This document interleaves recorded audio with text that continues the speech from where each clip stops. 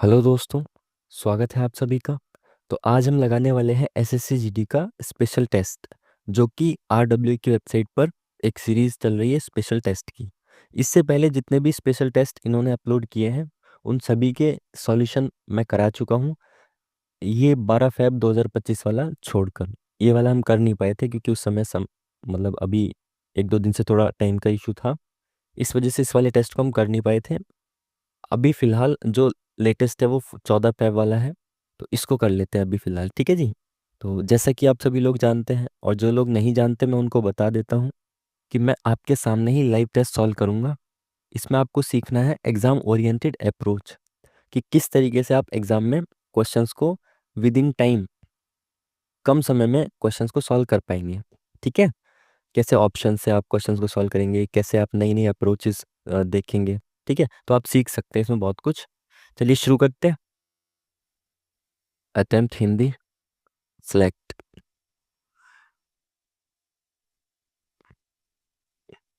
चल जा भाई।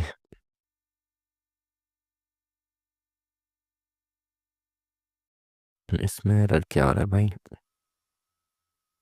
हो गया भाई शुरू। ये एग्री एंड कंटिन्यू। मेरा वाईफाई स्लो है या फिर इनकी वेबसाइट?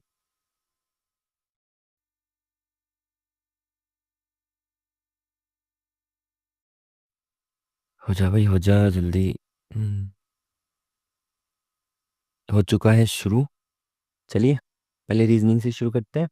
ठीक है जी। चलिए आ जाओ मार्कर साहब। ब्लू और रेड दोनों का इस्तेमाल करते रहेंगे मार्कर्स का। असंगत पूछा है, ऑड वन आउट पूछा है इन चारों में से। तो भाई सबसे पहले ना इनका डिजिट्स का सम करना होता है। ठीक है। बाकी स्क्वायर्स क्यूब्स ऐसे भी हो सकते हैं। सबसे पहले आपको चेक क्या करना है, डिजिट्स का सम देखना। बाकी मैं देखूं ये तो मुझे स्क्वायर के आसपास दिख रहा है, बट ये कम है, ये ज़्यादा है, ये भी कम है बट थोड़ा सा कम है। तो स्क्वायर्स से तो नहीं लग रहा। तो सबसे पहले आप ना इनका डिजिट्स का सम किया करो। अगर नहीं दिख रहा कुछ, जैसे स्क्वायर्स का देखने की कोशिश की, मुझे दिख नहीं रहा। लग रहा था कि यहाँ से 441 -20 ऐसे कुछ हो जाए, बट यहाँ पे वो नहीं लग रहा। यहाँ पे भी नहीं लग रहा। तो इनका सम देखो, 8 5 13 और 3 16, 6 और 1 7, 11 और 1 12। शायद डिजिट्स का सम भी नहीं लगेगा। 9 5 14। कई बार ये हो सकता है आंसर, क्योंकि इनके डिजिट्स का सम जो ऑड है, बाकी सबका इवन है ना। तो ये आंसर हो सकता है। और ये लॉजिक अगर उन्होंने नहीं भी दिया ना, बट आपका ये लॉजिक लग रहा है, तो आप इस पे ऑब्जेक्शन भी रेज कर सकते हैं, क्योंकि आपने तो लॉजिक लगाया ना, तो इस हिसाब से तो ये ऑड वन आउट है। तो ऑप्शन नंबर बी ही ठीक होगा। नेक्स्ट आ गया भाई। ये लास्ट में जी है तो लास्ट में जी होगा।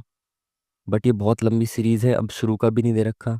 तो हमने जो हमने लास्ट वीडियो में भी देखा था कि आसपास के इसमें वो कर दो, मतलब पुट कर दो और हिट एंड ट्रायल करो। जैसे for example M B F एक साथ है, तो एम बी एफ ये बी एफ है, तो यहाँ पे एम आएगा। सेकंड वाले में एम आएगा। अब ऑप्शंस में जाओ, सेकंड वाले में एम किस में है? इसमें नहीं है। इसमें है, इसमें है, इसमें, इन तीनों में तो है। अब देखो एम बी एफ हो गया, अब एफ के बाद जी डी है, तो यहाँ पे जी आएगा और यहाँ डी आएगा।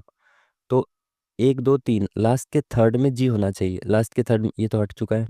लास्ट के थर्ड में जी है, ये इसमें भी जी है, इसमें जी नहीं है लास्ट के थर्ड में, तो ये भी हट जाएगा। ठीक है जी। तो अब क्या करेंगे, अब देखो और क्या दिख रहा है इसमें, एम बी एफ। तो एम के बाद यहाँ बी एफ आएगा। बी एफ, तो बी एफ तो चला गया होगा भाई कल।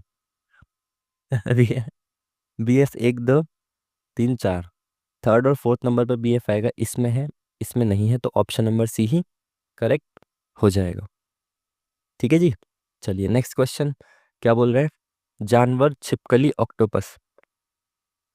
जानवर छिपकली ऑक्टोपस, तो मेरे हिसाब से ये हो सकता है, क्योंकि जानवर के अंदर ही आता है छिपकली और ऑक्टोपस, और दोनों का डायरेक्ट कोई रिलेशन भी एज सच नहीं है। ठीक है, तो सी होना चाहिए। बाकी लेट्स सी, आगे चलते हैं। अरे भाई सी लग जा।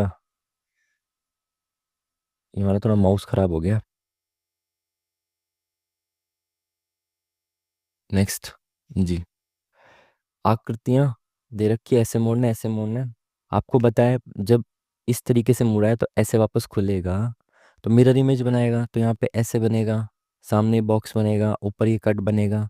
तो देखो, और उसके बाद जब ये नीचे खुलेगा तो यहाँ पे भी मिरर इमेज बनेगी, तो इसके सामने ये बनेगा, इसके सामने ये बनेगा, ऐसे यहाँ बनेगा, यहाँ बनेगा, और ये कट लगेंगे। ठीक है। तो देखो चारों तरफ कट है, पहले कट देख लो चारों तरफ, इसमें है, इसमें है, इसमें है, इसमें इसमें नहीं है कट, तो ये नहीं हो सकता। बीच में ये वाली आकृति है चार, तो देखो ये इसमें ये स्क्वायर है, ये नहीं हो सकता। इसमें चारों सेम है, इसमें चारों सेम है। साइड में चारों स्क्वायर्स हैं, तो इसमें चारों स्क्वायर हैं, इसमें चारों स्क्वायर नहीं है, तो यही हमारा आंसर हो गया। ये एलिमिनेशन से ही करते हैं इन चीज़ों को, ठीक है, इस तरह के डायग्राम वाले क्वेश्चंस को। नेक्स्ट, क्या बोल रहे हैं भाई? इसको ये लिखा जाता है, तो कस्टम को क्या लिखा जाएगा? सबसे पहले वी का शुरू से देखो लिंक, फिर एंड से देखना। वी से टी, टी यू वी, तो +2। ई से एम का है कुछ, एम से ई का तो बहुत ज़्यादा गैप हो जाएगा, और एफ से एन का भी बहुत ज़्यादा गैप हो जाएगा, 8 का। तो ये नहीं लग रहा कुछ, एक बार इसको एंड से चेक करते हैं। वी से टी मिटा के इसको फिर चेक करते हैं। वी का टी से टी यू वी इधर +2, और ई एफ जी, अच्छा अच्छा, तो इधर माइनस ही लिखता हूँ मैं फिर, क्योंकि एक तरफ प्लस एक तरफ माइनस हो रहा है। अबे यार, यहाँ से वी से टी पे जाएंगे, टी यू वी हो जाएगा, तो -2 जाना है। E F G +2, L M N +2, D E F +2, मतलब यहाँ से इधर जाएंगे तो -2 है, इधर से इधर +2 होता है, ठीक है। ओ जी, जी कहाँ गया? हाँ, ओ, तो लास्ट लास्ट करेगा ना, MNORST, ठीक है। लास्ट में एक बार -2, फिर फर्स्ट सेकंड वाले का सेकंड लास्ट से +2, इस तरीके से हो रहा है, ठीक है जी। चलिए एक बार चेक करते हैं। इसमें -2 जाना है, तो ए आएगा एन में, तो ए यहाँ पे, ए यहाँ पे, इसमें ए नहीं है और इसमें ए नहीं है। अब यहाँ से +2 जाना है, UVW आएगा, सॉरी सॉरी सॉरी, यहाँ से -2 हो गया ना। अब यहाँ से, हाँ, यहाँ से +2 आएगा एंड में, ठीक है। तो एन में W यहाँ पे है, यहाँ पे नहीं है, तो option number B is the correct answer. First का लास्ट से दे रखा है, और आपको पता है पहले फर्स्ट का फर्स्ट से फिर फर्स्ट का लास्ट से ही चेक करना होता है। HIJKLMNOP, तो IJKL आएगा, एल सभी में है। STUV +3, V +3 हो गया ना। V WXY, तो वाई आएगा, वाई वाई वाई वाई इसमें है केवल, ऑप्शन नंबर बी। वाई आएगा ना, +3 होता जा रहा है, तो वी के +3 वाई, ZABCDE, तो option number B is the correct answer. आगे चेक ही क्यों करना जब ऑप्शन में सेकंड वाला वाई एक ही ऑप्शन में है केवल, ठीक है। नेक्स्ट, इसमें साइन नहीं, दो नंबर्स को बदलना है, इंटरचेंज करना है, जैसे 45 की जगह 9, 9 की जगह 45। अब देखो, पहले ना उन ऑप्शंस को पुट किया करो जो 100% सॉल्व हो सकते हैं, उसके लिए हमें चेक करना होता है डिवाइड। तो अब यहाँ पे 45 की जगह अगर मैं यहाँ 9 रख दूँ, यहाँ 9 रख दूँ, तो ये 5 इसके नीचे आ जाएगा और इंटू 7 हो जाएगा। तो ये कभी, मतलब ये पूरी तरीके से कट सकता है क्या? आंसर तो हमारा पूरा आ रहा है ना, तो 9/5 तो पूरा नहीं कट सकता ना, ये कंप्लीटली डिविजिबल नहीं है ना, पॉइंट्स में आंसर आएगा। तो इसीलिए इसको तो मैं पहले पुट नहीं करूंगा, हो सकता है आगे भी कुछ पॉइंट में हो और जुड़ के वो हो जाए पूरा, बट पहले ऑप्शन कौन सा पुट करूं, ये है ना सवाल। तो इसको पहले पुट नहीं करूंगा, पुट में पहले उसको करूंगा जो इसमें डायरेक्टली कटे। जैसे यहाँ पे 9 और 7 है, तो 7 की जगह 9 रख दो और 9 की जगह 7 रख दो। अब हो सकता है क्योंकि 5 9 45 से कट रहा है, तो 9 × 9 +18 -7, 81, और 8, 89, 99 में से 7 गया, तो 48 तो नहीं ही आएगा, तो ये भी नहीं हो रहा पुट। अब इसको पुट करके देखते हैं, ये तो कर दिया ना हमने, ये नहीं हो रहा, ये भी इसकी पॉसिबिलिटी नहीं थी। इसको पुट करके देखते हैं, 5 की जगह 9, 9 की जगह 5, तो 5 की जगह अगर हम 9 रखेंगे, 9 × 5 = 45 कट जाएगा, और 9 की जगह 5, 9 × 5 = 45, 5 आ गया, 5 × 7 = 35, और 18 में से 5 गया तो 13, और 35 और 13 कितना होता है? 48, तो ये वाला पुट हो गया, ठीक है, ये सेटिस्फाई कर गया। इंपॉर्टेंट ये है कि देखो ऑप्शंस को तो पुट करना है, बट स्मार्टली कैसे पुट करें कि शुरुआत में उन गलत ऑप्शंस को पुट ना करें जो मतलब आंसर हो नहीं सकते, ठीक है, तो उनको एलिमिनेट करना है पहले। चलिए, डिक्शनरी क्वेश्चंस ऑप्शन से करेंगे। पहले क्या है, चार, चार चार चार, तो चार ही होगा पहले, तो मैं चार को चेक ही नहीं करूंगा, ठीक है। उसके बाद क्या है, तीन तीन तीन पाँच, तो तीन और पाँच में से पहले कौन आएगा ये चेक कर लेते हैं। तो ये तीन है, ये पाँच है, F E F I, तो ई पहले आता है, आई ई पहले आता है ना, तो पाँच भी नहीं आएगा, पहले तीन आएगा। उसके बाद दो और पाँच, तो दो और पाँच में से चेक कर लेते हैं पहले कौन आएगा, दो और पाँच, F I L I G और B, तो B पहले आता है तो पाँच पहले आएगा, तो ये B पहले नहीं आएगा, दो। पाँच के बाद दो है, यहाँ पे भी दो है, ठीक है। अब यहाँ छः है, यहाँ एक है, तो छः और एक में से चेक कर लो पहले कौन आएगा, F R I G F R E I, तो थर्ड नंबर पे यहाँ पे ई है, यहाँ पे आई है, तो ई पहले आता है या आई, ई पहले आता है, तो सिक्स पहले आएगा, तो ये भी खत्म हो गया, option number B is the correct answer. Next question. ये बोल रहा है कि ये वाली आकृति इनमें से किस में है। तो देखो आपको दिख रही है क्या ये आकृति, ये है क्या ये वाली, नहीं ये नहीं है, ये ऐसे होनी चाहिए थी। इसमें दिख रही है क्या, इसमें ये इसमें दिख रही है शायद, ये वाली हो सकती है, ऑप्शन नंबर सी लग रहा है। इसमें देखें एक बार, इसमें भी नहीं दिख रही, तो ऑप्शन नंबर सी ही इसका करेक्ट आंसर होगा, सी, खत्म। चलिए, 16 से 49, तो 16 × 3 = 48 प्लस एक, तो ये इंटू थ्री होना चाहिए, तो इंटू थ्री करेंगे तो 3 × 8 = 24 प्लस एक, एंड में फाइव आना चाहिए, नहीं आ रहा, तो ये लॉजिक नहीं होगा। चार का स्क्वायर, सात का स्क्वायर, बट ये तो किसी का स्क्वायर नहीं है, 38, तो ऑप्शन सारे स्क्वायर्स हैं, तो ये सात का स्क्वायर 6 + 1 का हो सकता है, 6 + 1 7 का स्क्वायर, आठ और तीन 11 का स्क्वायर 121, तो ऑप्शन नंबर बी, ठीक है, पहले वाले के डिजिट्स को सम करके उसका स्क्वायर कर दिया है। नेक्स्ट क्वेश्चन, 38 53 70, सिंपल, वो देख लो पहले डिफरेंस इनका, तो कितना आया, 40 50 15 प्लस 15, इसमें सात, 60 और 10 70 प्लस 17, फिर प्लस 19 है, तो दो दो के गैप से प्लस किया हुआ है, तो अब प्लस 21 करेगा तो कितना हो जाएगा, 9 और 2 11, option number B is the correct answer. Next, अरे यार, नेक्स्ट क्या है भाई, ये रहा,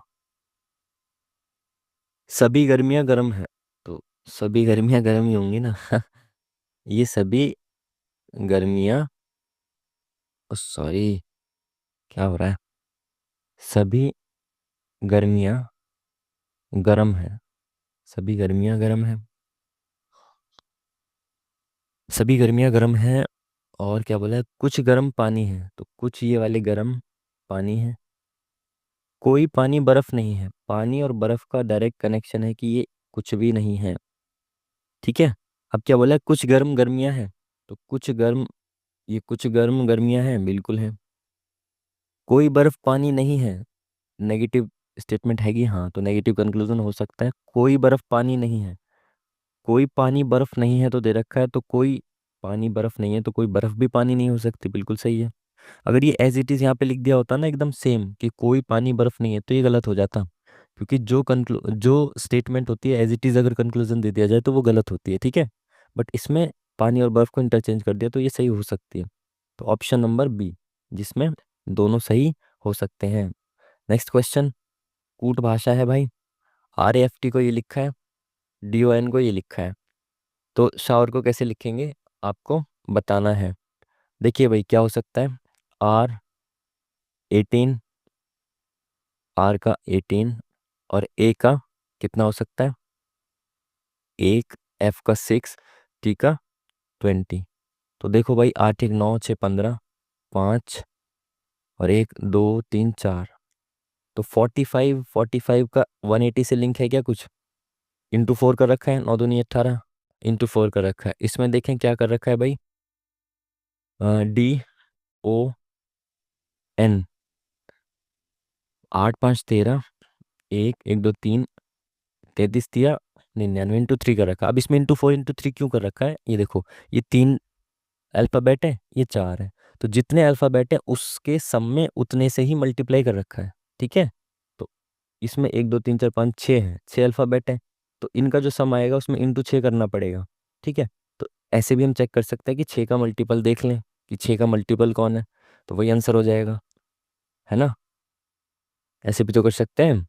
तो इसको मिटा के देखते हैं। ये 6 का मल्टीपल नहीं हो सकता। देखो ये भी नहीं हो सकता। 6 का मल्टीपल 2 से करना चाहिए, 3 से, 5 और 2 7, 8 7 15, ये कट सकता है। 8 और 8 16, ये नहीं कट सकता। तो ऑप्शन बी ही है जो 6 का मल्टीपल है। बाकी करके देख लो। एस, इतना लंबा करने की क्या जरूरत है जब पता है 6 का मल्टीपल आंसर होगा। तो देखो टी एस टी कह रहा हूँ, HOW, TUVWER R, नॉट 17, 17 3 20 5 25 30 35 और 3 38, 3 4 5 6 7 8। अब 88 में इंटू 6 करिए, 6 8 48, 48 4 52, 528 आ गया ना। स्मार्ट तरीके से जाइए ना, जब 6 का मल्टीपल आंसर है तो सीधा 2 सेकंड का सवाल है। चलिए नेक्स्ट क्वेश्चन।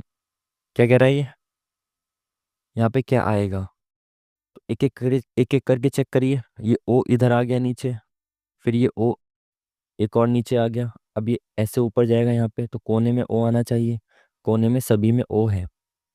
अब किसको देखें भाई, ई दिख रहा है, ई नहीं, आई को देखें पहले। आई नीचे आया, एक नीचे आया आई, फिर 1 2 ऐसे चला गया।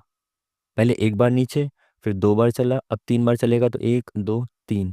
तो यहाँ पे आएगा आई, यहाँ पे, इसमें भी आई, यहाँ पे इसमें भी आई, यहाँ पे। तो ये वाला ऑप्शन तो खत्म हो गया। अब इनमें डिफरेंट चीज़ क्या है वो देख लो। यू को देख लो एक बार, यू डिफरेंट है इसमें। तो यू का क्या चल रहा है भाई इसमें, 1 2, ये ऐसे 1 और 2 यहाँ पे चला गया। अब ये 1 और 2 यहाँ पे चला गया, तो 1 और 2 नीचे आना चाहिए यू। तो ये भी खत्म, यहाँ पे नीचे, यहाँ पे नीचे है। इनमें डिफरेंस इसका। अब ई का, तो ई को देख लो भाई, ई कैसे चल रहा है।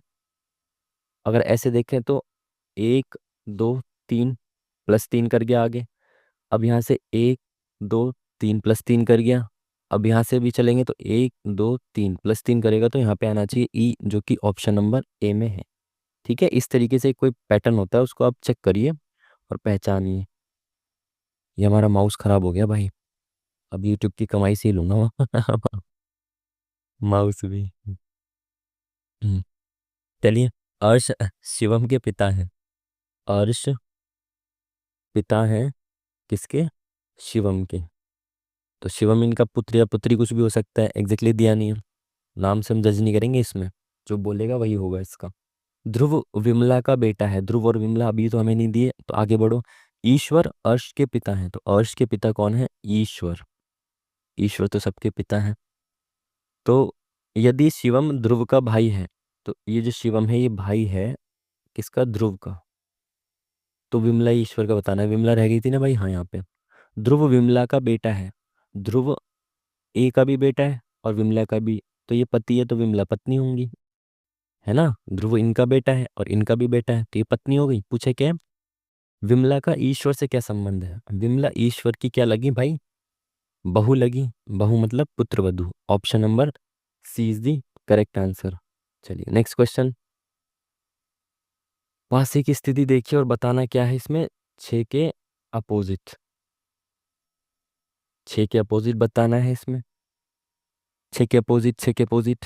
पहले में देखिए 1 और 5 और 3, 5 और 3 इसमें है, 5 और 3 इसमें है। जब दो कॉमन होते हैं तो जो बचता है वही एक दूसरे के अपोजिट होता है। तो 1 के अपोजिट क्या आ गया, 6। 6 के अपोजिट 1 आ गया। बाकी दूसरा तरीका देखो, इसमें भी है कि 6 इसमें भी है, 6 इसमें भी है, और कुछ इसमें कॉमन नहीं है। तो पासे में 1 से लेके 6 तक की गिनतियां होती हैं। तो इसमें 6 यहाँ पे भी है, 6 यहाँ पे भी है, तो जो नहीं दिखेगा ना वही 6 के अपोजिट होगा। तो इसमें 1 नहीं दिख रहा, तो 1 ही अपोजिट है। चलिए, बहुत आराम से दो दो मेथड समझते हुए चलेंगे, कोई दिक्कत नहीं है, टाइम बहुत है। 7 दोस्त बैठे हैं भाई इर्द गिर्द व्रत के ओर। तो व्रत बनाइए। आज सही बना है। व्रत बना बना के क्या बोला है इसने, 7 दोस्त हैं, सातों को बैठा लो भाई। 1 2 3 4 5 6 7। क्या बोल रहा है, वी वाई और वी के बीच 3 व्यक्ति हैं। अब भाई वी और वाई के बीच तीन व्यक्ति हैं तो एग्जैक्टली नहीं पता कौन कहाँ बैठा है। आगे बढ़ते हैं पहले। डब्ल्यू वी के दाईं ओर ठीक बगल में बैठा है, तो डब्ल्यू वी के ठीक दाईं ओर बैठा है डब्ल्यू। आगे बढ़ते हैं, क्या कह रहा है, यू वाई और एक्स के बीच में बैठा है। यू वाई एक्स यहाँ पे कुछ भी नहीं दिख रहा मुझे, और आगे बढ़िए। टी डब्ल्यू या वाई के बगल में नहीं बैठा है। टी डब्ल्यू या वाई के, डब्ल्यू तो है वाई नहीं है, तो इसको भी आगे बढ़ो पहले। जो एकदम एग्जैक्ट 100% ट्रू इन्फॉर्मेशन होती है ना, पहले उसको पुट किया करो। एस डब्ल्यू के ठीक बगल में बैठा है, मिल गया। एस जो है डब्ल्यू के ठीक बगल में बैठा है। एक तरफ तो इसके वी बैठा है, तो यहाँ तो एस नहीं बैठ सकता, तो एस यहाँ बैठेगा, सिंपल। अब चलो वापस से, क्या क्या हमने छोड़ा था, वी और वाई के बीच में तीन व्यक्ति बैठे हैं, अभी भी इसको नहीं बैठा सकते हम। इसने बोला यू वाई और एक्स के बीच में बैठा है, इसको भी हम नहीं बैठा सकते। अ, क्या रह गया, कुछ रह गया क्या। वी वाई और वी के बीच में तीन व्यक्ति बैठे हैं, तो वाई और वी के बीच में तीन व्यक्ति बैठे हैं, ठीक है। टी डब्ल्यू या वाई के बगल में नहीं बैठा है, ठीक है।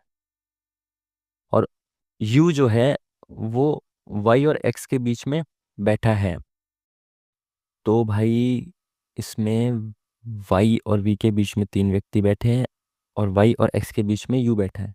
तो एक बार वाई को बैठा के देखते हैं, वाई और वी के बीच में तीन व्यक्ति बैठे हैं। तो अगर वाई यहाँ वी यहाँ बैठा है, तो एक दो तीन बैठ गया ना, अब तो बैठ जाएगा यहाँ पे, एक दो तीन, तो वाई यहाँ बैठेगा ना। अब तो समझ में आ गया, एक दो तीन या तो यहाँ बैठेगा, हाँ ठीक है ठीक है। अगर इधर की साइड से तीन व्यक्ति बैठे हैं, तो या तो वाई यहाँ बैठेगा या तो वाई यहाँ बैठेगा, ठीक है। अब उसने बोला यू वाई और एक्स के बीच में बैठा है, अगर वाई यहाँ बैठता तो एक्स यहाँ बैठेगा, ये भी नहीं।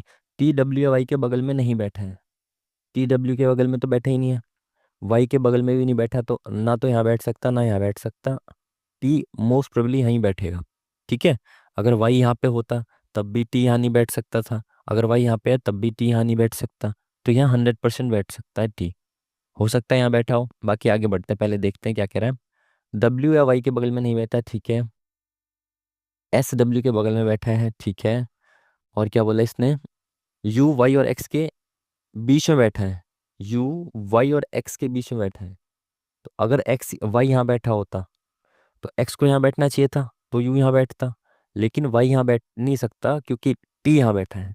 अगर वाई यहाँ बैठेगा तो वाई और एक्स के बीच में यू आता, तो वाई यहाँ यू यहाँ एक्स यहाँ होना चाहिए था, बट यहाँ तो टी है, तो वाई यहाँ नहीं बैठेगा, वाई बैठेगा यहाँ पे। और यहाँ बैठेगा कौन, वाई और एक्स, और यहाँ बैठ गया इसके बीच में यू। तो इसने बोला क्या है, वी और एक्स के बीच में कौन बैठा है, वी और एक्स के बीच में बैठा है T20, ऑप्शन नंबर ए। थोड़ा समझाते समझाते ना समय हो जाता है, वरना तो बहुत इजी सवाल है, ऐसा कुछ नहीं होता। आप करेंगे तो आसानी से कर सकते हैं। अरे टाइम निकल गया, 3-4 मिनट लग गए इस सवाल में। ये क्या है भाई, यहाँ पे क्या आएगा बताओ, देखो गोला और ऐसे, तो गोला और ऐसे इसमें है इसमें है, इसमें है, सभी में है। उसके बाद यहाँ पे क्या आएगा, एक डंडा, एक डंडा इसमें है, इसमें दो डंडे हैं, इसमें एक भी नहीं है, और इसमें ये बेफिजूल का बाहर ये दे दिया, तो ये भी नहीं होगा, तो ऑप्शन नंबर ए ही करेक्ट होगा। चलिए, ए ऑप्शन खत्म। नेक्स्ट क्वेश्चन क्या बोला है, मिरर इमेज वाले क्वेश्चन ऑप्शन से करेंगे। एन से शुरू हो रहा है, तो छोटा एन छोटा एन छोटा एन, ये वाले में बड़ा एन है, तो ये नहीं हो सकता। एन के बाद ए, फिर ई, फिर पी, फिर ओ, फिर आर, फिर यहाँ छोटा यू, यहाँ बड़ा यू, यहाँ छोटा यू। अब देख लो सेकंड लास्ट कौन सा यू है, छोटा यू है, तो बड़ा यू नहीं हो सकता। उसके बाद ई और बड़ा ई, तो एन में क्या है, छोटा ई, तो छोटा ई ऑप्शन ए में है, बड़ा ई इसमें है, तो ये नहीं हो सकता। Option number A is the correct. इसमें जो सेम होता है ना उसको चेक मत करो, जो सभी ऑप्शन में सेम दिख रहा है ना उसको चेक मत करो, जो ऑप्शंस में अलग अलग है उसको चेक किया करो, ठीक है जी। चलिए, अरे तेरी, ये भी सवाल है अभी इसमें, ऐसा टाइम लगा देगा ये तो। 6 छात्राएं हैं, ये उनका नाम है, दो टीमों बांटा गया जिनके बीच में प्रतियोगिता होनी है, बराबर सदस्य हैं, दो पंक्तियों में एक दूसरे के सामने बैठे हैं। पिया किसी, ये अंडरलाइन कर लेते हैं, पिया किसी भी पंक्ति के सिरे पर नहीं बैठी है। कविता रिया रिया के ठीक बगल में बैठी है। भाई कोई कविता है जो रिया के ठीक बगल में बैठी है, अगर रिया यहाँ है तो कविता यहाँ है, या तो यहाँ है या तो यहाँ है। भाई रिया अगर यहाँ बैठी है तो कविता या तो यहाँ होगी या यहाँ होगी, बगल में बैठी होगी। और दो टीम है, इसलिए एक में तीन ही व्यक्ति हो सकते हैं, एक टीम में दो टीम है ना, और 6 लोग हैं, तो एक टीम में तीन ही व्यक्ति हो सकते हैं। आगे कविता रिया के ठीक बगल में बैठी है, ठीक है। दिया रिया के बाईं ओर से दूसरे स्थान पे, अगर रिया यहाँ है तो रिया के बाईं ओर से दूसरे स्थान पे कौन है, दिया। तो अब कंफर्म हो गया, कविता यहीं बैठेगी, यहाँ नहीं बैठेगी, क्यों? क्योंकि तीन ही व्यक्ति हो सकते हैं एक लाइन में। उसके बाद, और वह विजेता टीम का हिस्सा नहीं है, दिया जो है वो विजेता टीम का हिस्सा नहीं है, तो क्रॉस लगाते हैं इस टीम पे। अब क्या बोला इसने, टीम ए की सदस्य नमिता, नमिता इसमें नहीं है तो नमिता टीम ए में है, तो टीम बी हो गई ये वाली। नमिता दिया के विकर्णता सामने बैठी है, दिया ये है तो विकर्णता सामने यहाँ पे बैठ गई नमिता। टीम बी के सदस्य का नाम बताना है, बी के सदस्य हैं डी के आर, के डी पी नहीं हो सकता, ये क्या बोला हमने, डी के आर, ये भी नहीं हो सकता, डी के आर ये सही है, ऑप्शन नंबर सी में है डी के आर। तो option number C is the correct answer. जल्दी से चलते हैं, अरे भाई सी लग जा, अबे मानना नहीं है, गलत कर दिया क्या हमने, डी आंसर है क्या सही है बार बार डी क्लिक हो रहा है क्या। चलिए मैथ्स पे चलते हैं जल्दी से, हमने टाइम पास ज़्यादा कर दिया रीजनिंग में। दो संख्याओं का अनुपात ये है, उनका अंतर 210 से छोटी संख्या बतानी है। भाई देखो अनुपात के बीच में अंतर कितना है, तीन का, और तीन की वैल्यू कितनी है 210, तो एक की वैल्यू कितनी हो गई 70, और छोटी संख्या क्या है, दो है, एक रेशियो की वैल्यू 70 है तो दो की वैल्यू 140 होगी, option number C is the correct answer. Next क्या बोला है, एक बेलन का व्यास इतना है और इसकी ऊंचाई इतनी है, बेलन का टोटल सरफेस एरिया बताना है, टीएस से बताना है। देखो भाई जब भी आपको मेंसुरेशन के सवाल दिखे, ठीक है, सिंपल वाले, तो उसमें 11 का मल्टीपल ही आंसर होता है, बट ऑप्शन में बहुत सारे ऑप्शन 11 के मल्टीपल हो सकते हैं। तो एक बार इसमें चेक बेसिक से भी करेंगे, एक बार इसको चेक कर लेते हैं कि मल्टीपल कौन सा है 11 का। 7 4 11 ये 11 का मल्टीपल है, 7 4 11 में से एक गया ये नहीं है, 8 7 15 ये नहीं है, 7 ये नहीं है, तो 11 का मल्टीपल यही है और 100% यही आंसर आएगा। एक बार निकाल के देखते हैं। बेलन का टीएस से पूछा तो बेलन का टीएस से होता है 2 पाई आर, ब्रैकेट में आर प्लस एच, है ना जी।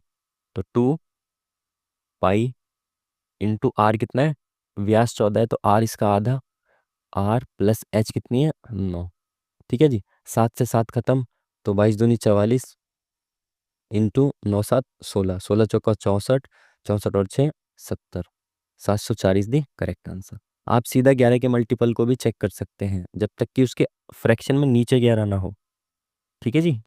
चलिए, ए का 40%, बी का 60% बराबर सी का, ए बी सी का अनुपात बताना है। देखो ऑप्शन से करेंगे इसको, बेसिक से मैंने आपको पिछली वीडियो में कई बार समझा दिया, ऑप्शन से करते हैं, जैसे मैं करता हूँ ना एग्जाम में वैसे करेंगे। भाई देखो अगर मेरे को ए और बी का रेशियो पता चल जाए तो मैं आंसर ला सकता हूँ क्या।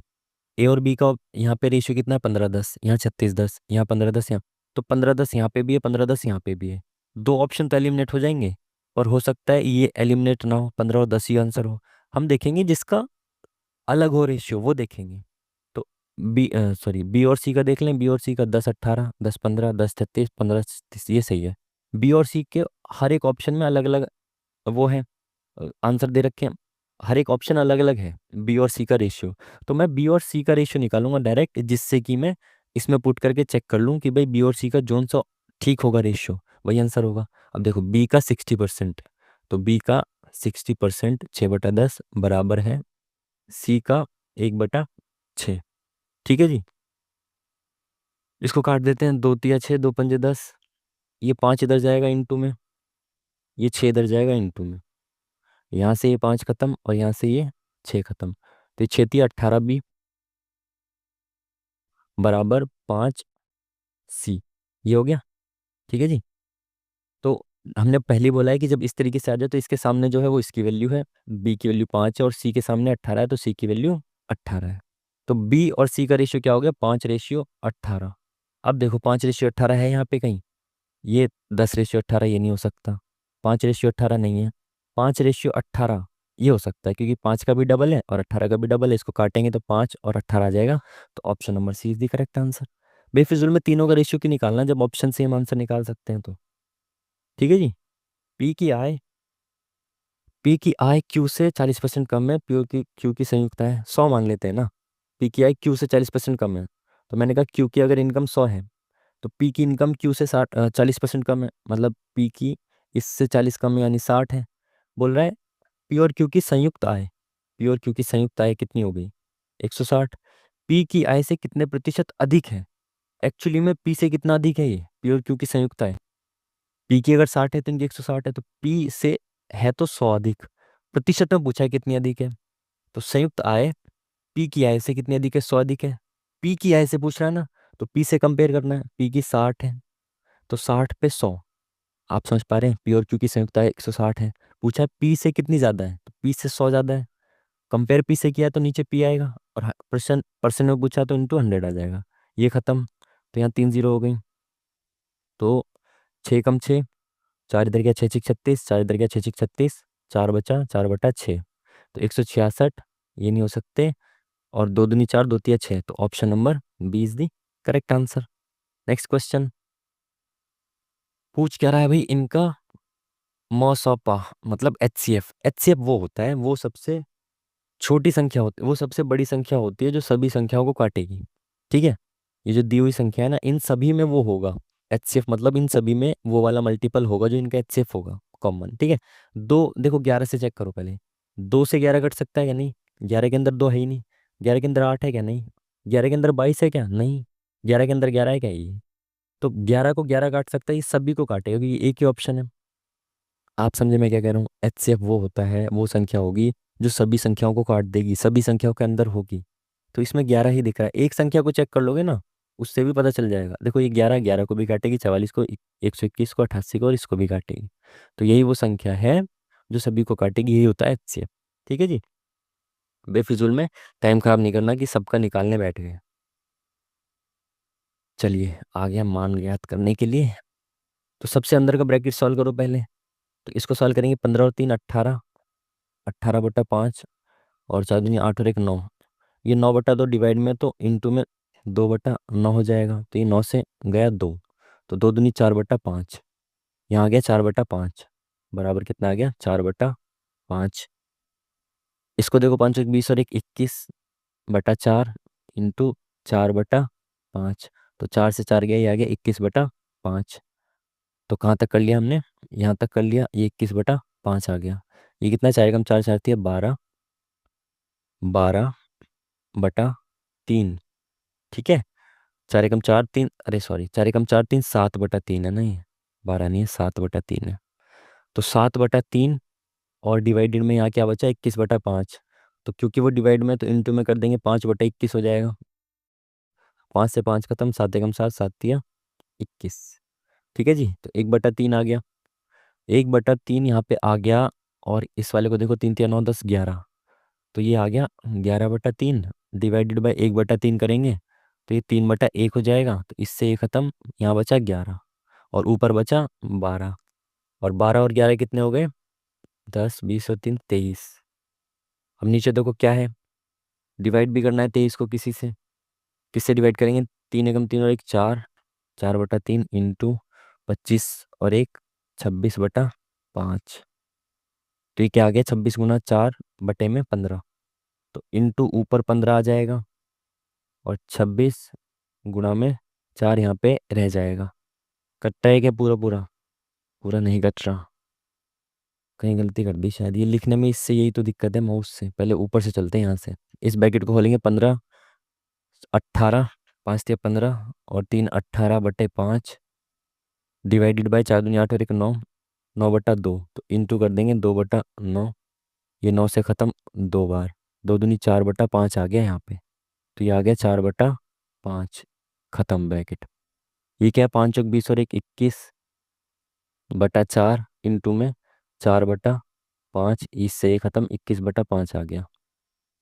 ठीक है जी, तो 21/5 ये आ गया यहाँ पे, 4 एकम 4 4 3 7, तो 7/4, और डिवाइड में है 21/5, तो इंटू में हो जाएगा 5/21।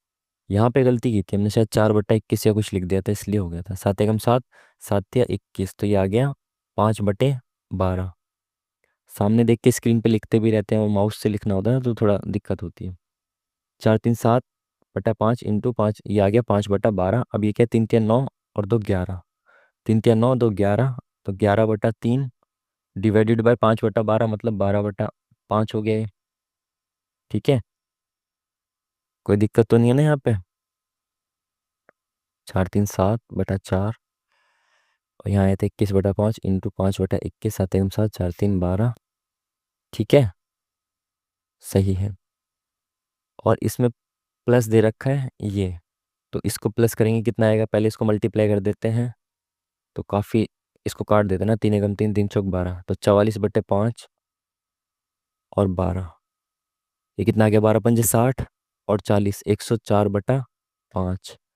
तो ये आ गया हमारा 104/5। इसको मिटा देते हैं पहले, है ना, फिर, क्योंकि थोड़ा थोड़ा नहीं मिटा सकते हम इसमें, ये हमारा सॉफ्टवेयर थोड़ा ज़्यादा अच्छा है। 104 कितना आया था, बटे 5 आया था ना, 12×5 = 60। हाँ, 44/5 था ना, तो ये आया था हमारा। और नीचे क्या है, इसके फ्रैक्शन में क्या है, 4/3 गुणा में 26/5। तो भाई ये 3×5 = 15 हो जाएगा, जो ये 5 हो गया। तो 5 नीचे, 15 ऊपर चला गया, तो 104 अपॉन में 4 × 26, ऊपर का नीचे आ गया 5, और नीचे का 15 चला गया ऊपर। तो 5 एकम 5 × 15, ये 3 से ख़त्म, ये 4 से ख़त्म करो, 4 एकम 4 दूनी 8, 4 6 = 24, 26 से 26 ख़त्म, खाली 3 बचा, ऑप्शन नंबर 20 दी करेक्ट आंसर, जिसमें हमने बहुत ज़्यादा समय ले लिया है, थोड़ा सा एरर हो गया था इस वजह से। 3 साझेदार हैं, इस रेशियो में व्यवसाय शुरू करते हैं। नहीं नहीं, 3 व्यवसाय है, PQR जो है वो व्यवसाय शुरू करते हैं 3 लोग, इतने इतने इतने रुपए निवेश करते हैं, कुल लाभ इतना है, क्यू का हिस्सा बताना है। हमने कहा है कि जितने इन्वेस्ट जिस रेशियो में होगा, उसी रेशियो में क्या होता है, प्रॉफिट डिवाइड होता है। तो हमने इसमें 2 जीरो यहाँ ख़त्म, यहाँ ख़त्म, यहाँ ख़त्म, तो इनका रेशियो क्या हो गया, 10, 12 और 15 का हो गया इन्वेस्टमेंट का रेशियो। ठीक है, इसी रेशियो में इनको प्रॉफिट मिलेगा। तो इस हिसाब से प्रॉफिट कितना मिल रहा है, 15, 30, 37, टोटल 37 रुपये का प्रॉफिट डिवाइड हो रहा है। लेकिन एक्चुअली में तो इतना डिवाइड हो रहा है। तो 1 यूनिट की वैल्यू कितनी है हमारी, हमारे हिसाब से 1 यूनिट की वैल्यू इतनी होगी, 37 की इतनी है, तो 1 यूनिट की वैल्यू इतनी होगी। पूछा गया क्यू का हिस्सा, तो 12 यूनिट की वैल्यू निकालनी है, खत्म। तो भाई इसको काटने के लिए आप क्या कर सकते हो, अगर इसको मैं 36 बना दूं, ऑप्शन में गैप भी है, अगर मैं इसको 36 बना दूं, देखो एक चीज़ समझो, आप ना ऑप्शन पुट करना और छोटा ये कम ज़्यादा करना सीखो। जैसे मैंने कहा 15 है, मैं 15 को 5 से डिवाइड करता हूँ तो 3 आता है, ठीक है। लेकिन अगर मैं 5 से थोड़ा कम कर दूं, मैं इसको 3 कर दूं, तो 3×5 = 15 आएगा, तो आंसर बढ़ेगा ना। तो जब मैं नीचे वाले को कम कर देता हूँ, तो जो आंसर आना चाहिए उससे थोड़ा ज़्यादा आएगा आंसर। जैसे मैं इसको 36 कर देता हूँ, मान लो मैं इसको 36 कर रहा हूँ, ठीक है। तो मैंने 12×3 = 36, 3 आ गया, 3×2 = 6, ये 3 से काट दिया, तो 3×2 = 6, 3×2 = 6, 3, ये 222 आ गया। और मैंने कहा 222 थोड़ा सा ज़्यादा है एक्चुअल आंसर से, तो 222 से कम होना चाहिए आंसर, ये कम नहीं है, ये कम नहीं है, ये कम नहीं है, ऑप्शन ए ही है जो 222 से कम है। समझ पाए? तो वो कैलकुलेशन से आप बच सकते हो जब आपको इस तरह की समझ है। बाकी 37 से काटोगे तो ये कट जाएगा कितनी बार में, देखो 7 × 8 = 56 होता है। तो एंड में तो 8 आएगा भाई, 7 है, 7 के पहाड़े में 6 कब आता है, 7 × 8 = 56 पे आता है। तो यहाँ पे एंड में 8 आना चाहिए, और 8 दूनी 16, एंड में 6 आएगा, तो 6 इसी में है यूनिट डिजिट। बाकी आप पूरा काटना चाहते हो तो भाई काट लो, मैं तो ऐसे ही करूँगा, ठीक है। 20 मैं तो ऐसे ही करूँगा। 20% कमीशन काटने के बाद DVD सेट का CP इतना है, क्रय मूल्य इतना है, क्रय मूल्य कॉस्ट प्राइस, अच्छा, कमीशन काटने के बाद अंकित मूल्य बताइए। तो 20% काट दिया तो 80% की वैल्यू दे रखी है ना, सिंपल, क्या बेफिजूल में, ये 80% की वैल्यू दे रखी है, 100% की वैल्यू निकालनी है। 20×5 = 100, 20 × 4 = 80। आ, नहीं भाई, इसको ऐसे ही रहने दो, इसको 8 से काटते हैं, शुरू को टाइम खराब मत करो। 8 × 8, इधर गया 8 × 8, 2 इधर गया, 8×3 = 24, 8×5 = 40। अब इंटू 100 करेंगे, सीधा सीधा मल्टीपल दिख रहा है क्या, ये रहा, ठीक है। बेफिजूल में लंबा हो जाता है, हमने 8 से ही काट दिया डायरेक्ट। तो option number A is the correct answer. क्या बोल रहे हैं संदीप, एक ओवरकोट को इतने रुपए में बेचकर 22% का लाभ कमाते हैं, ओवरकोट का क्रय मूल्य बताना है। तो भाई ओवरकोट इतने का है, 22% का लाभ है, तो ये 122% के बराबर है, और उसका 100% निकालना है क्रय मूल्य। अगर ये 122% के बराबर है, तो 1% की वैल्यू ये, इंटू 100, 100% की वैल्यू, ठीक है। अब इसको काटो, काटो भाई काटो, 2×6 = 12, 2 एकम 2, 2×5 = 10, 0, ठीक है। अब काटो, इसको कैसे काट सकते हो, 61 से, देखो या तो पूरा काट लो, नहीं तो देखो मैं, देखो ऑप्शन में बहुत ज़्यादा गैप है। फिर वही चीज़, अगर मैं इसको कम करता हूँ, तो आंसर जो मेरा आएगा एक्चुअल आंसर उससे थोड़ा कम होगा। जब हम इसको कम करते हैं, अगर मैं इसको बढ़ा दूंगा ना, तो जो आंसर आएगा वो एक्चुअल एक्चुअल आंसर से ज़्यादा होगा। अगर मैं इसको 60 कर देता हूँ, अप्रोक्सीमेटली आंसर जाने की कोशिश कर रहा हूँ मैं, ये इससे ये खत्म। ठीक है, अब मैंने इससे काटने की कोशिश की इसको। 6 कम 6, 2 इधर गया, 6 चौक 24, इधर गया तो ये 14 बन गया, 6 दूनी 12, इधर गया 6 तिया 18, इंटू 5 करना है, तो 14 पंजे 70 और 25 पंजे 125, सीधा कर दो यार, लो 3 पंजे 15, 5 दूनी 10 और 1 11, 20 और 1 21, 5 7, 7,115 आंसर है, जो कि एक्चुअल आंसर से थोड़ा ज़्यादा है हमारा। तो इससे कम होगा आंसर थोड़ा सा, और इससे कम थोड़ा सा कौन सा है, ऑप्शन बी ही है थोड़ा सा कम। भाई अगर आप इस तरीके से नहीं करना चाहते तो मैं डायरेक्ट करता हूँ, क्या है, किससे डिवाइड करना था हमें, 8540 को 61 से डिवाइड करना था। 8540 को 61 से डिवाइड करो, लो भाई, बेसिक से भी करो, सब कुछ करो, बहुत टाइम है, आराम से करो। 61 एकम 61, 4 2 4, ये 6 चौक 24 4 बार में जा रहा है, तो ये 4 बार में चला गया, खत्म। ठीक है, 14 बार में चला गया ये, और जीरो बच गया, तो ये बच गया, जीरो हमने लगा दिया एंड में, जीरो बच गया। और एंड में क्या इसके आगे क्या था, 50, तो 14 पंजे 70, 2 0 7,000। ठीक है जी, बेसिक से भी कर लो, कोई दिक्कत नहीं है, मैं आपको स्मार्ट अप्रोच सिखाना चाहता हूँ। निश्चित धनराशि पर 8% की दर से 3 वर्षों के लिए साधारण ब्याज, उसी धनराशि पर 8% की दर से 7 वर्षों के लिए साधारण ब्याज से इतने रुपए कम है। धनराशि बतानी है, 8% की रेट से 3 वर्ष का साधारण ब्याज, उसी धनराशि पे 8% की रेट से 7 वर्षों का ब्याज इतना कम है। भाई इसने एक तो 3 वर्ष का दे रखा है, एक 7 वर्ष का दे रखा है, बोला 3 वर्ष का कम है 7 वर्ष से, तो भाई ये तो 3 वर्षों का ब्याज हो गया, ये 7 वर्षों का ब्याज हो गया, तो ये तो ज्यादा होगा ना। कितना ज्यादा है इसमें, 4 वर्ष का एक्स्ट्रा है। ये 3 वर्ष का ब्याज है, ये 7 वर्ष का, तो 4 वर्ष का एक्स्ट्रा है ना, तो ये कह रहा है इतना एक्स्ट्रा है, तो 4 वर्ष का ब्याज इतना हो गया। अगर मैं देखूं 1 वर्ष का कितना आ जाएगा, तो ये आ गया 4 दूनी 8, इधर गया 4 दूनी 8, 3 4 8 32, जीरो। 1 वर्ष का ब्याज इतना आ गया, और रेट क्या है 1 वर्ष की 8, तो 8% की वैल्यू आ गई इतनी। धनराशि पूछा मतलब 100% की वैल्यू पूछ रहा है, इंटू 100 कर देंगे, तो इसको काटो, 8 दूनी 16, 4 इधर गया 8 8 64, 4 इधर गया 8 पंजे 40, तो 285 option number A is the correct answer. ठीक है जी, चलिए नेक्स्ट क्वेश्चन। 18 संख्याओं का एवरेज इतना है, पहली 10 संख्याओं का इतना है, अंतिम 9 संख्याओं का इतना है, 10वीं संख्या को हटा दिया जाए तो शेष संख्याओं का औसत क्या होगा। देखो बेसिक से तो कर ही लोगे आप, सीधा ऐसे करो, देखो 18 संख्या का एवरेज 65 है, हमने मान लिया सभी 18 संख्याएं 65 है। भाई 18 का एवरेज 65 मतलब सभी 65 है। फिर उसने बोला शुरुआत की 10 का एवरेज 72 है, हमने एवरेज किसको माना है 65 को सबका, तो इनको भी 65 होना चाहिए था, लेकिन ये कितनी ज़्यादा है, एक संख्या कितनी ज़्यादा है, 7 ज़्यादा है, और टोटल कितनी है संख्या 10, तो इसमें इसके सम में डेविएशन कितने का हो गया, चेंज कितने का हो गया 70 का, +70 का।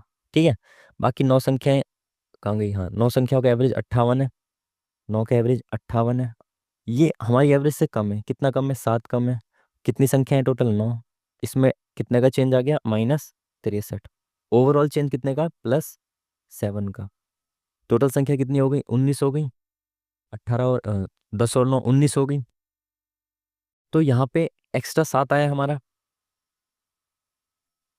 जो 10वीं संख्या होगी वो 65 तो होगी, मैंने कहा जो 10वीं संख्या है वो 65 तो होगी। या आप छोड़ो, सीधी सी एक बात समझ लो, जब संख्या एक्स्ट्रा दी होती है ना, तो यहाँ पे जो आता है उसको हम एवरेज में जोड़ देते हैं, तो वो 10वीं संख्या आ जाती है। ठीक है, अब एवरेज में मैंने 7 जोड़ा तो कितना है 72, तो 10वीं संख्या कितनी है 72 है। भाई 10वीं संख्या 65 तो होगी, मैंने एवरेज 65 माना है, तो वो इतनी तो होगी, प्लस ये एक्स्ट्रा भी तो होगा उसके पास जो इसमें सम में एक्स्ट्रा है, क्योंकि वो 2 बार काउंट हो गई ना, 18 संख्याएं हैं और यहाँ पे 19 दे रखी है, तो वो एक्स्ट्रा उसमें जुड़ जाता है। तो भाई 72 आ गई हमारी 10वीं संख्या। ठीक है जी, अब उसने बोला है 72 हमारी 10वीं संख्या आ गई, उसने बोला कि 10वीं को हटा दो तो बाकी का एवरेज क्या हो जाएगा। देखो भाई 18 संख्याओं का एवरेज इतना है, कितना 65 है, 10वीं संख्या जो मैं हटा रहा हूँ ये 65 तो लेके जा ही रही है, प्लस एक्स्ट्रा कितना लेके जा रही है 7 लेके जा रही है एक्स्ट्रा अपने साथ, तो वो 7 जो है सभी 18 में से बराबर बराबर ले जाएगी, ये 7 जो है वो सभी 18 में से ले जाएगी ना बराबर बराबर, जो 10वीं संख्या जा रही है वो 65 लेके जाएगी। अगर खाली 65 लेके जाए तो एवरेज पे कोई फर्क नहीं पड़ेगा, क्योंकि सभी 65 है। ये 65 तो ले गई बट एक्स्ट्रा 7 ले गई है, तो ये सभी में से कुछ बराबर बराबर चीज ले जाएगी। तो +7 18 में से लेना है इसको, तो कितना हो गया ये? अगर ऐसे कर दें तो ये 18×4 = 72, 0.4 के समथिंग ले जाएगी। तो 0.4 65 में से कम करेंगे तो यही आ जाएगा। बाकी सब देखो वैसे भी 65 से ज़्यादा ही तो हो ही नहीं सकता ना। तो option number A is the correct answer. Next की तरफ बढ़ते हैं जल्दी से अब। 3 वर्षों के लिए 10% की रेट से चक्रवृद्धि ब्याज और साधारण ब्याज का अंतर इतना है। देखो, बहुत सारे इसके वो होते हैं तरीके। मैं आपको सीधा तरीका बताता हूँ। एक 3 वर्षों के लिए रेट इतना है, तो मैंने कहा 1/10 है रेट। 10 रुपये पे 1 रुपये ब्याज मिलता है। ठीक है जी, सही है। जब CI SI का डिफरेंस निकालना होता है ना, तो किस तरीके से करते हैं? हमने कहा 10 रुपये पे 1 रुपये का ब्याज मिलता है। डिफरेंस कितने साल का? 3 साल के लिए। तो ये चीज़ 10 रुपये तो मेरा मूलधन हो गया ना। 10 रुपये पे 1 का ब्याज मिल रहा है 3 वर्ष के लिए, तो इसका क्यूब कर दो, 1,000 हो गया। डिफरेंस कितना आता है? 3 वर्ष का डिफरेंस निकालना है, तो इसका ×3 प्लस ऊपर वाले को प्लस, तो ×3 करेंगे 30 प्लस ऊपर वाला 1, तो 31 का डिफरेंस आ जाएगा अगर 1,000 रुपये का हमारा मूलधन है तो। 31 का डिफरेंस किसके बराबर दे रखा है? 155 के। तो 31 बराबर अगर 155 के हैं, तो 1 यूनिट बराबर किसके हो गया? 3×5 = 15। 1 यूनिट की वैल्यू 1 यूनिट की वैल्यू 5 आ गई, और हमारा मूलधन कितना था? 1,000। तो ×5 करेंगे तो 5,000 आ जाएगा। ठीक है, ऑप्शन नंबर डी। इस तरीके से आप बहुत इजीली कर सकते हो। अगर नहीं समझ में आए तो दोबारा से वीडियो को पीछे करके चेक कर लेना। व्यक्ति और उसके पुत्र की औसत आयु इतनी है, तो दोनों का सम देख लो कितना हो जाएगा? ×2। पूछा कि क्या है? आयु का अनुपात दे रखा है, तो पुत्र की आयु बतानी है भाई। उनका एवरेज इतना है, उनकी आयु का सम कितना हो जाएगा? 6×2 = 12, 112। और यहाँ पे अगर देखें रेशियो में सम कितना है? 16। तो 16 की वैल्यू 112 है, तो एक की वैल्यू कितनी हो गई? 16×7 = 112, 7। पुत्र इससे छोटा ही होगा, तो 5 वाला जो पुत्र होगा, तो 1 रेशियो के लिए 7 है, तो 5 रेशियो की वैल्यू 35 हो जाएगी। Option number B is the correct answer. 14th question. समचतुर्भुज के विकर्णों की लंबाई इतनी है, इसका क्षेत्रफल क्या होगा? भाई समचतुर्भुज रोम्बस के एरिया होता है 1/2 इंटू D1 × D2। तो भाई D1 कितना है? 16, और ये 12, ये 16 कटेगा 8 बार में, 12×8 = 96। Option number D is the correct answer. बहुत इजी क्वेश्चन था ये। Next question. एक व्यक्ति इतने के स्थान पर इतने की चाल से चलता है तो 24 किलोमीटर अधिक चलता है। वास्तविक दूरी बतानी है। इतने के स्थान पर इतने की चाल से चलता है, मैंने माना कि अगर वो 12 किलोमीटर प्रति घंटा की चाल से चल रहा था तो 1 घंटे में 12 चल रहा था। अगर वो 18 की चाल से चलेगा तो 1 घंटे में 18 चलेगा। तो कितना ज़्यादा चल रहा है? 6। और हमें कितना ज़्यादा चलवाना है इसको? 24 किलोमीटर ज़्यादा। तो 1 घंटे में 6 ज़्यादा चल रहा है, तो 4 घंटे में चलेगा ना 24 ज़्यादा। 1 घंटे में 6 ज़्यादा चल रहा है, तो 4 घंटे में 24 ज़्यादा चलेगा। तो भाई 12 की स्पीड से वो 4 घंटे में कितना चल रहा होगा? 48 चल रहा होगा। तो एक्चुअल में 48 किलोमीटर चलता है। ठीक है। अगर वो 18 की चाल से चलेगा तो कितना चलेगा? 18×4 = 72। तो यहाँ 24 ज़्यादा चल रहा है। सिंपल। Next question. दो संख्याओं का HCF इतना है, इन्हीं दो संख्याओं का LCM इतना है, दोनों के गुणनफल का वर्गमूल। आपको सभी को पता है LCM HCF इंटू LCM बराबर होता है A × B। ठीक है, तो A × B क्या आ जाएगा? HCF और LCM का कितना दे रखा है? 12 × 48। इसने पूछा है इसका वर्गमूल, मतलब अंडर रूट पूछा है। तो इसको मल्टीप्लाई क्यों करना, सीधा ऐसे करो, 6×2 = 12, 8×6 = 48। ठीक है, तो ये क्या हो गया? 6 का बाहर आ गया 6, 8×2 = 16 का बाहर आ गया 4, तो 6×4 = 24। Option number A is the correct answer. Next question. 360 metre लंबाई की एक ट्रेन 30 सेकंड में एक बिजली के खंभे को पार करती है। 15 सेकंड में विपरीत दिशा में चलने वाली समान लंबाई की दूसरी ट्रेन को पार करती है। दूसरी ट्रेन की लंबाई क्या है?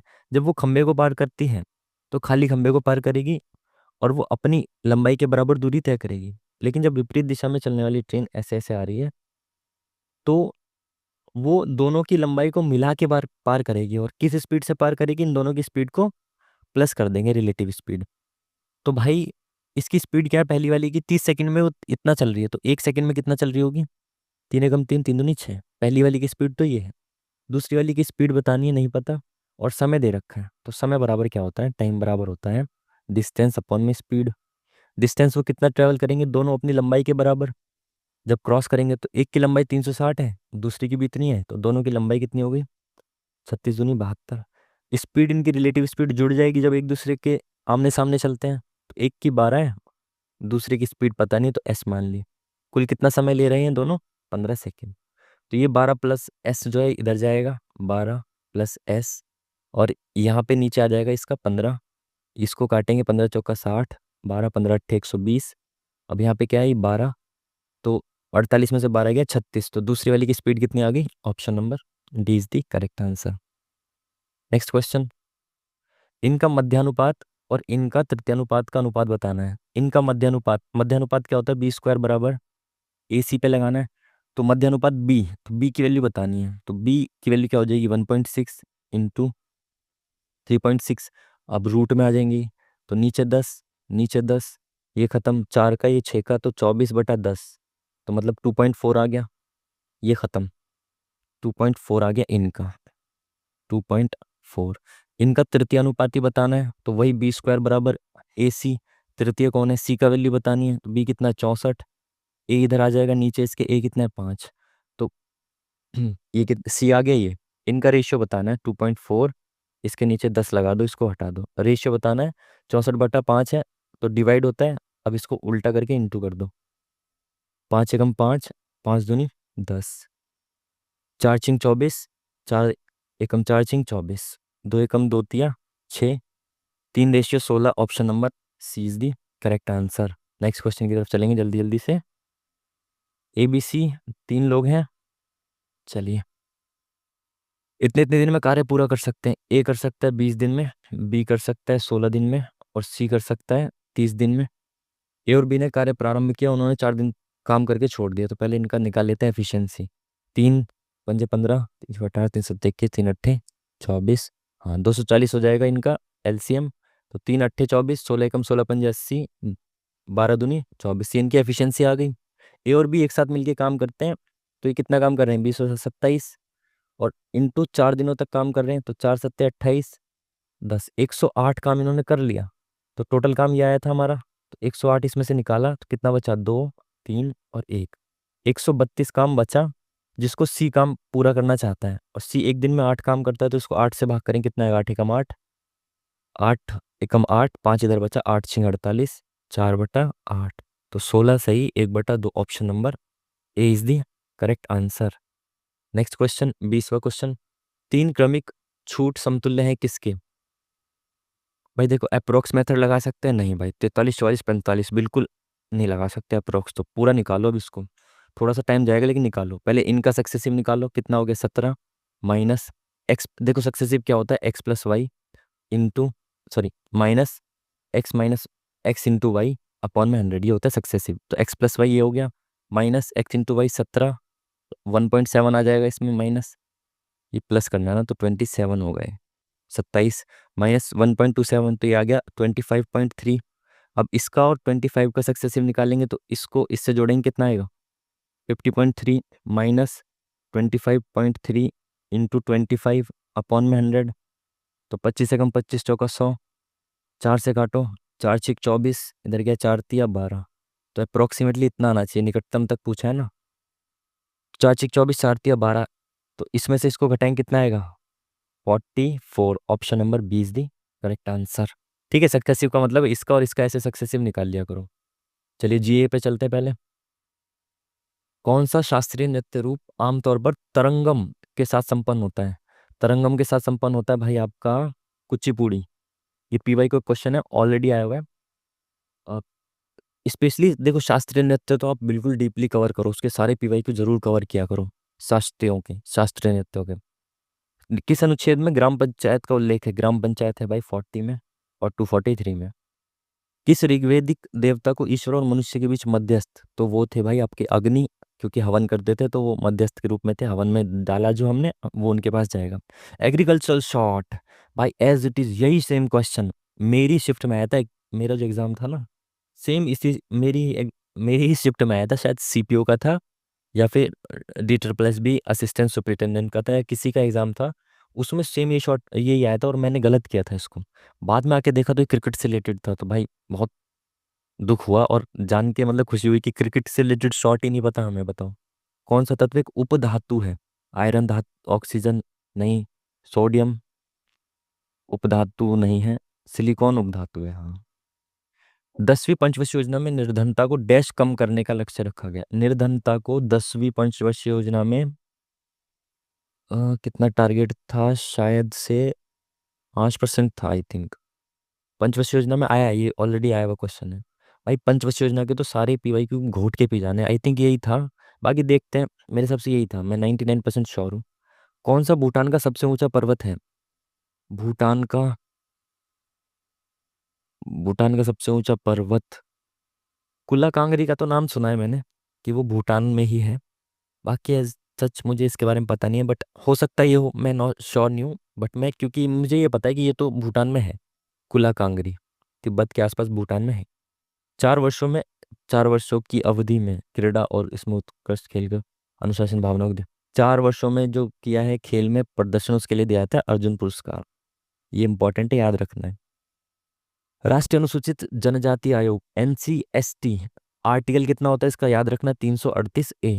NCSC का आर्टिकल होता है 338, और NCB backward classes, national commission for backward classes का होता है आर्टिकल 338B।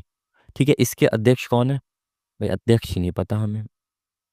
टाइम कम है तो इसमें अभी से सी तुक्का मारते हैं, मुझे नहीं पता इसके बारे में ना, क्योंकि करंट अफेयर का पता नहीं। 2 सत्रों के बीच अधिकतम समय अंतराल, सदन हो कोई सा भी, राज्य का या किसी का भी, 6 महीने से ज्यादा नहीं होना चाहिए। पल्लव वंश के संस्थापक थे भाई सिंह विष्णु, ये सिंघम दे रखा है। असम में मनाए जाने वाले उत्सव में उत्सव प्रमुख रूप से वैष्णव द्वारा मनाया जाता है। जात्रा जात्रा डोल जात्रा, ये PYQ में आया हुआ है मेरे हिसाब से, 5-6 बार तो मैंने देख लिया इसको। राज्यपाल किसकी सलाह पे मंत्रियों की नियुक्ति करता है? मुख्यमंत्री की सलाह पे। पैरालंपिक समिति का अध्यक्ष किसे नियुक्त किया गया है? नहीं पता, इसका मुझे करंट अफेयर का नहीं पता, सी तुक्का लगाते हैं, मुझे पता नहीं है, आगे बढ़ते हैं। जिसका नहीं पता होगा उसको सी तुक्का लगाएंगे। किसी देश की जन्म दर मृत्यु दर से अधिक हो तो जनसंख्या, जन्म ज्यादा लोग ले रहे हैं, मर कम रहे हैं, तो जनसंख्या बढ़ेगी ना, वृद्धि होगी। The oath of the वायुपुत्र, Amish जी कहाँ गए? पुस्तक लिख गए? मतलब लिखी है इन्होंने। फूल के अंतरतम भाग, इनर मोस्ट को कहते हैं भाई, क्या कहते हैं? स्त्री केसर। और जो उसका सेंटर में होता है पुंग केसर। किस वर्ष तेलंगाना को बनाया राज्य? 2014। राष्ट्रीय साक्षरता mission, national literacy mission, already exam में आया हुआ है, ये है 98 या 88? ये है 88। 90% श्योर हूँ यही होगा, बाकी देखते हैं, आगे देखते हैं, आगे बढ़ते हैं। पेरिस ओलंपिक 2024 में किसने महिलाओं में 10 मीटर पहला पदक करे? भाई ये तो बच्चे बच्चों को पता है, भारत में। हिंदी में आते हैं भाई। कौन सा शुद्ध वर्तनी का है? अस्पृश्यता। अस्पृश्यता। जातिवाचक संज्ञा है भाई, सेना। जातिवाचक, जातिवाचक संज्ञा पूछ रहा है ना, तो जातिवाचक संज्ञा तो सेना होनी चाहिए। व्यक्तिवाचक जाति, या लड़का होना चाहिए। सेना तो कलेक्टिव हो जाएगी, लेकिन लड़का ही होना चाहिए। नेक्स्ट देखते हैं। वह छात्र, वह क्या पूछा है? रेखांकित शब्द, वह क्या है भाई? वह तो सर्वनाम है एक। मालिक, सॉरी, मालिक क्या, मालिक नौकर से सफाई करवाता है, से काम करवाता है, तो प्रेरणार्थक क्रिया। चोर वहां दीवार के पास खड़ा था, तो वहां किस प्रकार का? वहां, वहां, तो वहां भाई स्थान है ना एक। निम्नलिखित में से कौन सा शब्द तत्सम है? तत्सम, तत्सम, तत्सम ग्रहणी। लाश किस भाषा का शब्द है? लाश का पता नहीं कौन सी भाषा का है, अरबी फारसी का होगा शायद, अरबी लगा देते हैं, नॉट श्योर, देखते हैं। कथित शब्द का विलोम, अकथित। कौन सा शब्द सूर्य का पर्यायवाची नहीं है? पतंग, अंबर। अंबर तो आकाश का होता है ना, आदित्य है, दिनकर है, अंबर नहीं होगा। नाव का समानार्थी शब्द निम्नलिखित में कौन सा सही नहीं है? नाव का नौका होता है, डोंगी होता है। तरुणी तो शायद किसी लड़की को कहते हैं ना, ये नहीं होगा। खोज का निखारती शब्द नहीं, अनुसंधान, जिज्ञासा, तलाश, इच्छा पूर्ति गलत है। अजानुबाहु, ये एग्जाम में मेरे ऑलरेडी आया हुआ, ये होता है भाई जिसकी भुजाएं घुटनों तक लंबी हों। शुद्ध वाक्य का चयन, उसका शिमला जाना है, उसने शिमला जाना है, उससे शिमला जाना है, उससे शिमला जाना है। जोरू का गुलाम, अरे वाह, जोरू का ये भी पूछ रहे हैं। ख्याली पुलाव पकाना, गुणात्मक वृद्धि, भूला हुआ दुख पुनः याद आना, असंभव बातों की कल्पना करना। भारत में वैदिक काल से लेकर आज तक कन्या को डैश माना जाता है। कन्या को क्या माना जाता है? पराया धन माना जाता है। जब वह युवा होती है तो किसी योग्य डैश के हाथों में उसका डैश कर दिया जाता है। युवा किसी योग्य योग्य वर के हाथों में उसका विवाह, वर के हाथों में विवाह, वर के हाथों में उसका दान कर दिया जाता है। वर से उसका विवाह आएगा, वर के हाथों में दान कर दिया जाता है।